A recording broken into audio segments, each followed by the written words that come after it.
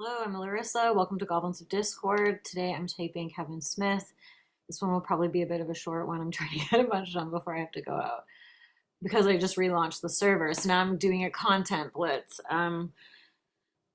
Yeah, so if you want to join the new server, link below, read about it on goblinsofdiscord.com. There's a bunch of cool stuff going on. And also, if you previously got typed by me, you have an opportunity included in the price to get retyped.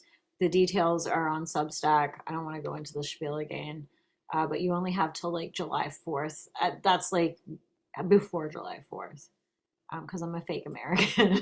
So I just chose it because of that. Anyway, Kevin Smith. He is a filmmaker. He's kind of an icon. He's like, I think he's a self-prosocial 6 wing 7, 9 wing 8, 3 wing 2 probably. He kind of is the archetype of the everyman. But he's like this iconic everyman. It's like he kind of found a way to make that into his film career. Um, he figured it like it was a pretty big deal that he made Clerks like back in the early 90s. Like that was like not an easy thing to do for just like an average person. He filmed it, I think, at his work. It's pretty good if you watch it like given the context of when it was created. Personally, like love Mallrats. It's still one of my favorite movies. Chasing Amy's really good. I like Dogma. I've only done Acid twice, and I watched Dogma one of the times, and for a while thought Alanis Morissette, maybe she is God. um, I didn't really think that. I don't know why I just said that. Okay. Oops. Um, yeah, Red State. That one's good. Yoga Hosers. I think he made that as like a tribute to Canada for some reason. I think he likes Canada. You know what? He's also one of those people who dispenses advice to young filmmakers and writers and stuff. He's a person like if you're trying to be some kind of filmmaker that I think you should like. It's like him. Actually, there's a few of them that maybe I'll type them because what is that guy Mark Duplass usually has some really good, or is it J Duplass? Whatever, one of them always has good information too. But like Kevin Smith, really like he was like in the trenches from the early days, and he very much does represent that sort of archetypal, pleasant, friendly, relatable 693 963 kind of thing. I lean 6 wing 7 for him over 9, but let's just watch a little bit. Let's see. This is a funny story. I think I haven't watched this in a long time. Just real quick, you haven't touched on it all, and I don't know how many people really know about it. I know in the middle of June you were up in Minneapolis filming a documentary for Prince. That, as far as I've heard, it's never even going to see the light of day. And I just wanted to know if you'd shed a little light on that. We were trying to get a Prince song for James on Bob Strike Back for the scene where Shannon Elizabeth's character comes into the movies restaurant. We were trying to get Prince as the most beautiful girl in the world, but we couldn't get any response back from him. And then one day I got a call at the office, and they said, Prince's office called, he wants to speak to you. And I said, holy shit, fucking, is royal badness? Because I'm a Prince fan. So I said, I'm going to call him back, because I get a little starstruck sometimes. So I call him up, and they answer, and they're like, yeah, Prince isn't available right now, but he does want to speak to you, so sit by the phone, and we'll call you back. So I'm like, all right. Yeah, because Prince is a 4 wing 3. It's like he's so toxic. Ring. And I wait, and I wait, and I wait. About 15, 20 minutes later, somebody calls, and they're like, is Kevin there? I said, does he? I'm like, Kevin, hi, I'm calling from Prince's office. Prince is going to be calling you in 25 minutes. I said, awesome, all right, bye. 25 minutes later, fucking phone rings again. Kevin there. I said, I have a theory about this. I think image types make you wait. I think image types make you wait. There's something sick about them where they want you to wait. I think it's like that whole identity thing. I don't know. I think it's a subconscious thing, but it is a pattern that I have noticed with image types. this is Kevin. This is Trevor in Prince's office. Prince will. Not even the 9 pattern of just being late or ghosting or forgetting or whatever. It's like I think that there's like some sort of subconscious thing about them it's like amplifies their, it's like I'm the princess or something, I'm the prince, I'm the main character, everything revolves around me. Even twos do it. We'll be calling you in 19 minutes. And I said, this is Two wing threes, that is. genius. And he's so like, okay, I guess I'll just go with the flow. I mean, yeah, I think he's 6 wing 7. He's kind of nine, got the 9 wing 8. Like, okay, like vibey, don't give a fuck. But he seems like a head type, a 6. He's kind of got like he fits the buddy archetype of 6 wing 7, like, which I hate to say, but that is kind of the archetype, and it does work for him. Because like it sounds like they have shit well scheduled, 19 minutes. But then again, this is the third time he called. So I said, hey man, just a question. Like when I talk to the guy, do you call him Prince? Do I call him artist? What do you call him? Jack? And he said he's back to Prince. You can call him Prince. I said, oh, awesome. So I sit around and get another phone call, and they're like, thing, like even just like that, it's like 4 is making people jump on egg or dance around on eggshells to even just like interact with them. Prince wants to call you tonight at your home. Can we have your home phone number? I said, oh God, yeah. So I give him the home phone number, and I go home and I'm like, Prince is calling. Everybody, get away from the phone. Prince is going to be calling. And the kid wants to play. I'm like, go away. Prince is calling. So I wait, and then the phone rings, and then I get it's Trevor again, and he's just like, Prince is going to be calling in 5 minutes. I was like, I'm so ready for this call. Phone rings again, and I hear his fucking voice, and he's just like, Kevin. And I said, Prince?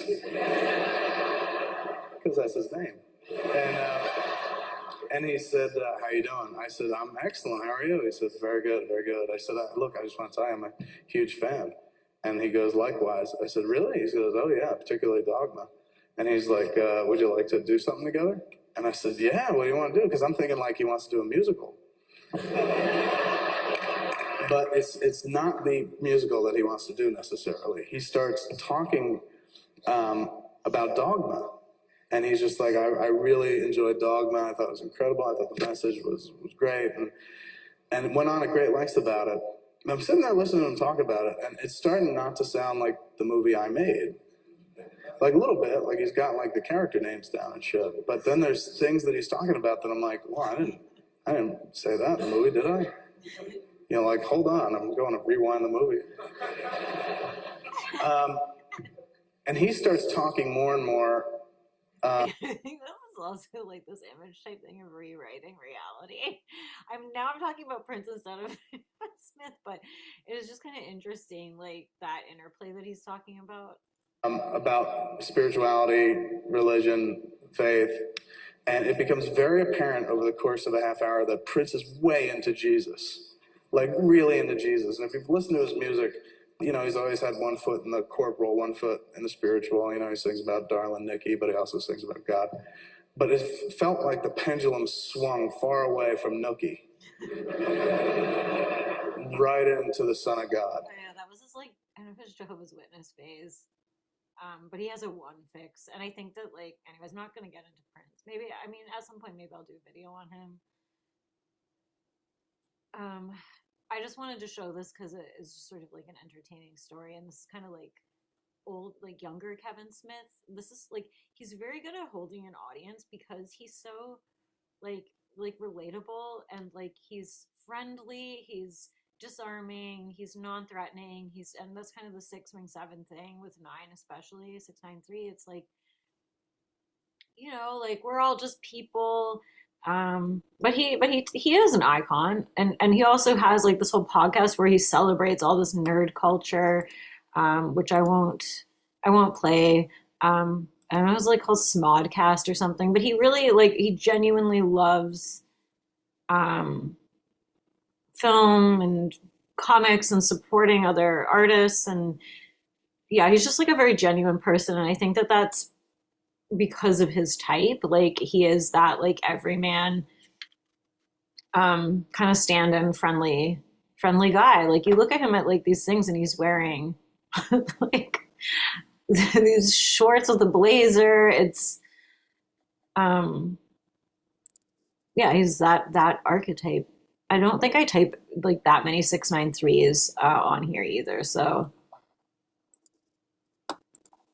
wild. Yeah, I'm gonna type Natasha Leggero and Moshe, whatever how you say his name. So I was looking at this, and it reminded me to type Kevin Smith. But I mean, these ones like where you're straight into the Zoom camera and not really always the best to type, but you can just kind of tell by looking at his like whole setup. He's got like SPSO plushy maxing of like various cartoon characters, animation cells, his comic books, like all his like kind of fan stuff.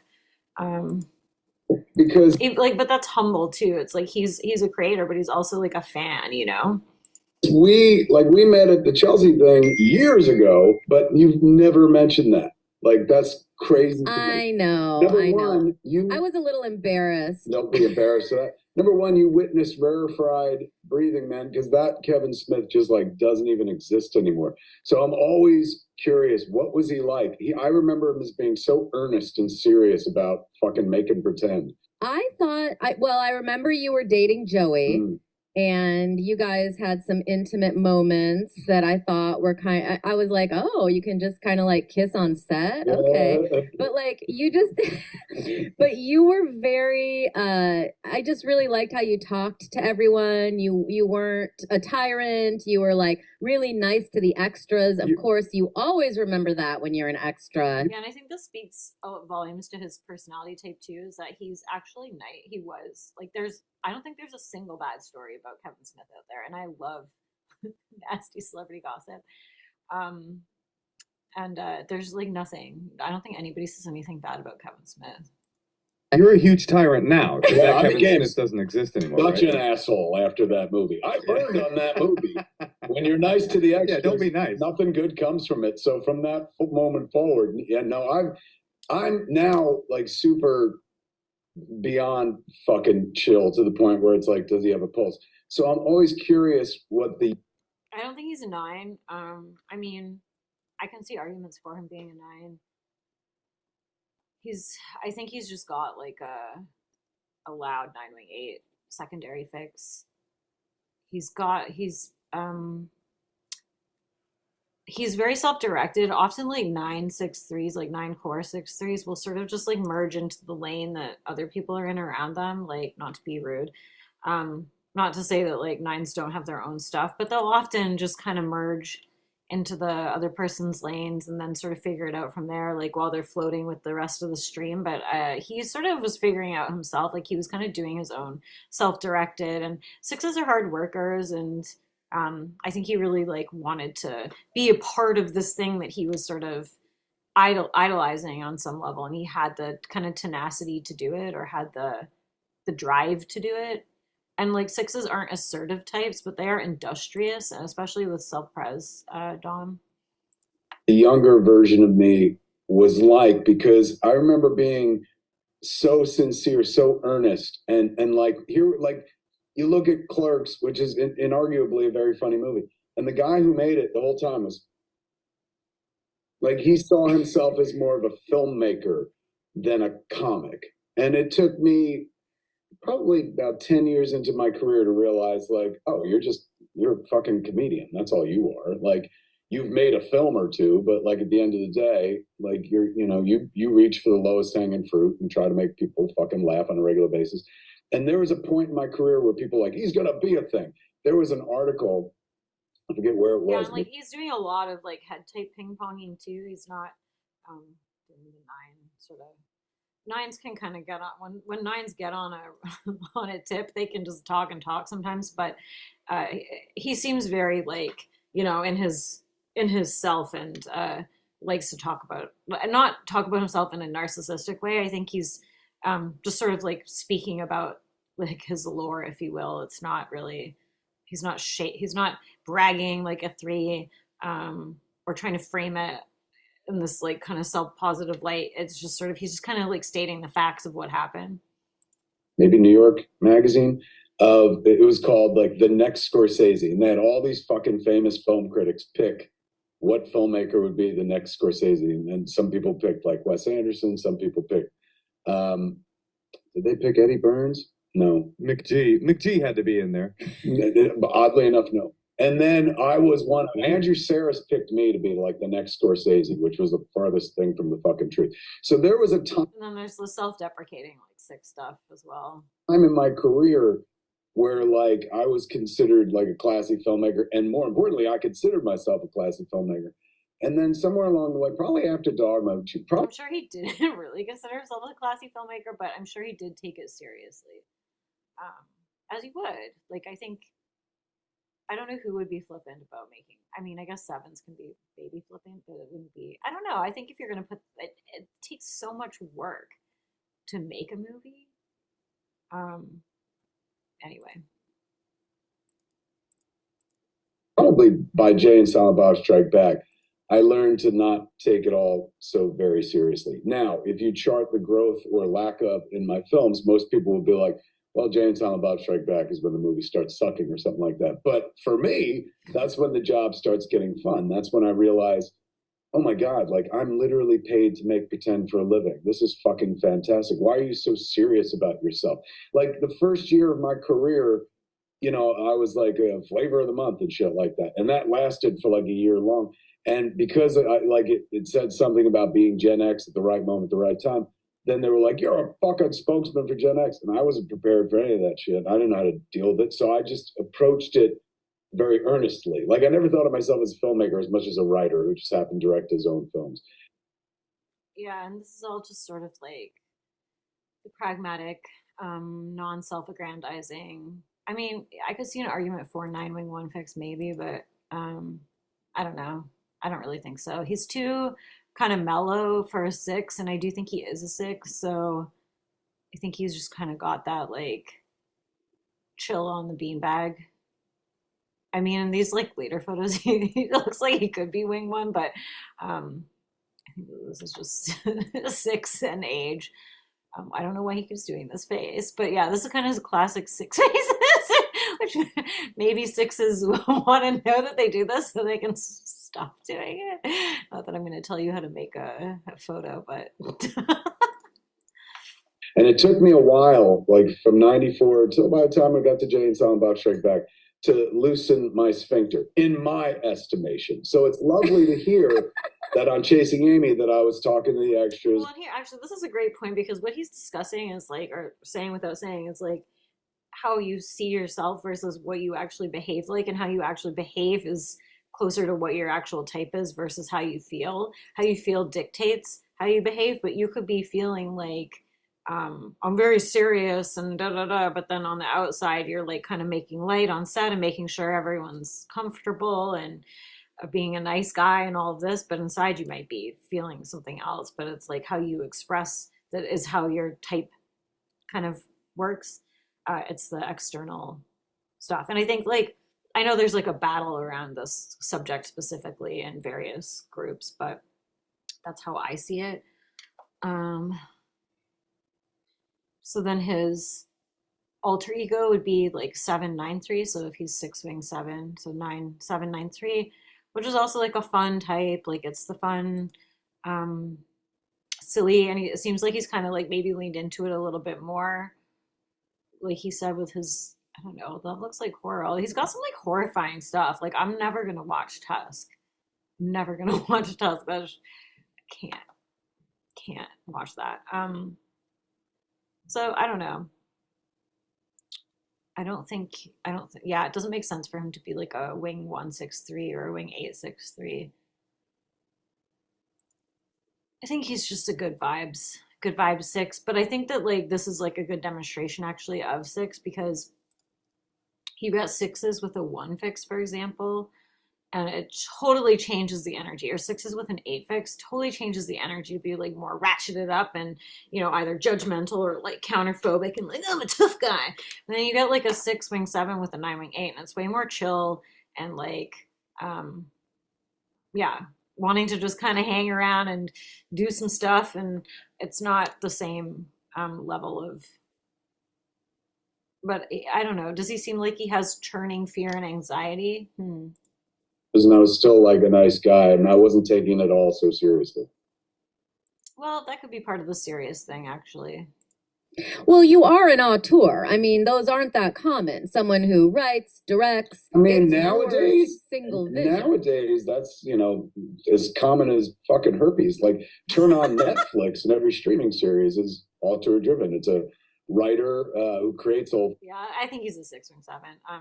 And he's kind of just downplaying his achievements and also throwing in a gross joke and thing, and then they have multiple writers because it's like a series, and then they wind up directing as well. Like, it used to be, you know, something that very few people tried because filmmaking, like hockey, is just a very expensive fucking sport, right? Like, if you want to play some pickup basketball or baseball, don't require much. It's very inexpensive. If you want to play hockey, yeah, he is kind of doing a wing 7. Like he's sort of like, I don't know, the way he talks is kind of the 6w7, 9-3 of just like, you know, we're all just doing our stuff here and it's not that big of a deal. 6w5s go more negative and fear based, and 6w7's kind of like, unless they got like a 2 fixer or 4 fixer, like I said, 1 or 8. So, anyways, I have to go. So this is the end of this. Kevin Smith. Check out his movies if you haven't seen them before. Like I said, I recommend Mallrats, Chasing Amy,